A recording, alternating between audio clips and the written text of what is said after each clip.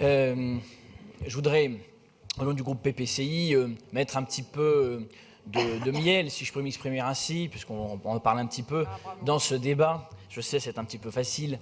Et je voudrais juste commencer très rapidement en faisant un tout petit peu de politique, parce qu'on parle de biodiversité, mais il y a quand même derrière tout ça l'action politique. Et on regarde tous l'actualité parisienne.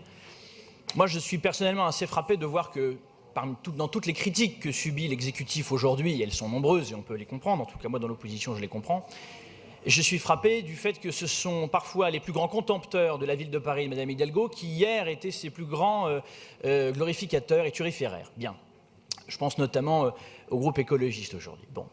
Mais maintenant que j'ai dit ça, moi justement en tant que président du groupe constructif indépendant, eh bien moi ce que je voudrais dire c'est qu'il y a des choses qui ne vont pas bien, et elles sont nombreuses, on aura l'occasion de le dire à nouveau dans ce Conseil de Paris, mais il y a aussi des choses qui vont bien, qui vont même très bien, et je crois qu'il faut le rappeler de temps en temps. Le plan biodiversité qui, jusqu'à 2024, s'inscrit dans la continuité d'un plan qui a commencé en début de mandature, qui va bien et qui va dans le bon sens. Je voudrais saluer notamment deux choses qui ont été faites depuis le début de la mandature. D'abord, sur la forme, sur les méthodes, il y a de bonnes relations entre la mairie centrale et les mairies d'arrondissement. Il y a de bonnes relations entre la mairie centrale et les associations, et il en est une fois de plus question. Je tenais à le souligner. Je tenais également à saluer ensuite les engagements de ce nouveau plan 2018-2024. Je ne vais pas tous les rappeler parce qu'on n'a pas beaucoup de temps. Je voudrais notamment insister sur quelques points importants. La plantation de 20 000 arbres. De ce point de vue-là, Paris, on sait que Paris est une grande capitale verte parce qu'elle a planté des arbres, parce qu'elle a su le faire notamment au XIXe siècle avec le baron Haussmann. 82 000 arbres plantés en 12 ans. Et d'une certaine manière, ce plan-là s'inscrit un peu dans cette lignée historique-là de reconnaissance de l'horticulture, des grands sujets. Il y a également aussi beaucoup de choses qui sont faites, qui sont poursuivies sur l'agriculture urbaine. Pénélope Comité sait à quel point, à titre personnel, je suis très intéressé par la redécouverte à Paris de son patrimoine vitivinicole et brassicole également. Paris a été du bas Moyen-Âge jusqu'à la fin du XIXe siècle une grande capitale de production viticole. Nous redécouvrons ce patrimoine-là et la mairie de Paris le fait sous votre impulsion. Et je tenais à vous dire que nous voulons vous y encourager dans nos différents arrondissements. Je tenais d'ailleurs par exemple à dire que, au cas où vous ne le sauriez pas, on fabrique près de 30 000 bouteilles par an à Paris de vin. Bon. Et je crois d'ailleurs, nous avons un vœu qui le propose, je crois que ce serait bien que nos équipements municipaux accueillent, fassent une plus large place aux produits qui sont fabriqués ici dans notre biodiversité. Il y a du vin de Paris qui aujourd'hui ne rend pas aveugle, qui est très bon, qui est très agréable. Il y a une bière également qui est produite 100% à Paris, qui est cultivée ici même avec du houblon et de l'orge ici même, et ça va dans le bon sens. Maintenant que j'ai dit ça, je voudrais aussi terminer sur les grandes avancées de ce plan. Je voudrais saluer aussi le côté équilibré de ce plan. Parce que ça a été dit, il y a un certain nombre de nos collègues qui laissent entendre que Paris est une ville qui est quasiment faite pour être une zone Natura, une zone humide, dense. Non, Paris, malheureusement ou heureusement, c'est un fait, est une grande capitale économique et il ne faut pas se voiler la face, nier le fait que Paris est avant tout une grande capitale urbanisée, très densifiée, avec l'une des plus grosses densités au monde.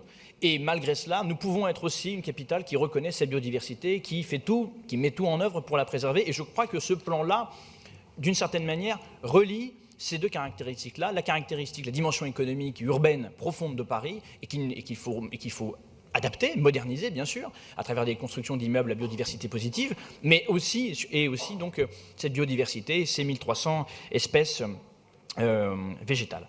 Ensuite, pour terminer, j'ai quand même quelques interrogations. La première, c'est sur le suivi opérationnel de ce plan. C'est quand même un drame, je trouve, dans cet exécutif. Vous ne pouvez pas vous empêcher, quand vous adoptez les grands plans, de mettre des comités partout.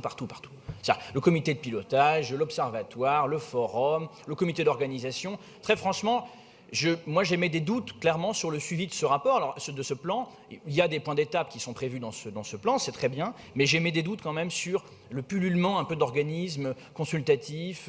J'émets des doutes sur la gouvernance et l'efficacité du suivi opérationnel de ce plan quand je vois autant de comités Théodule.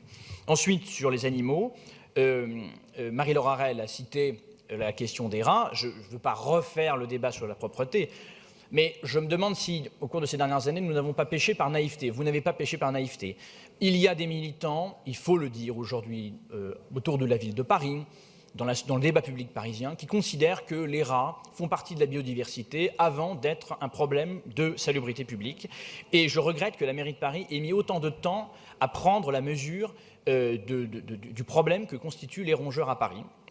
Et j'ai un peu peur que vous ayez, enfin, j'ai même pas peur, j'ai la conviction, en tout cas, que vous avez péché par naïveté sur ce sujet.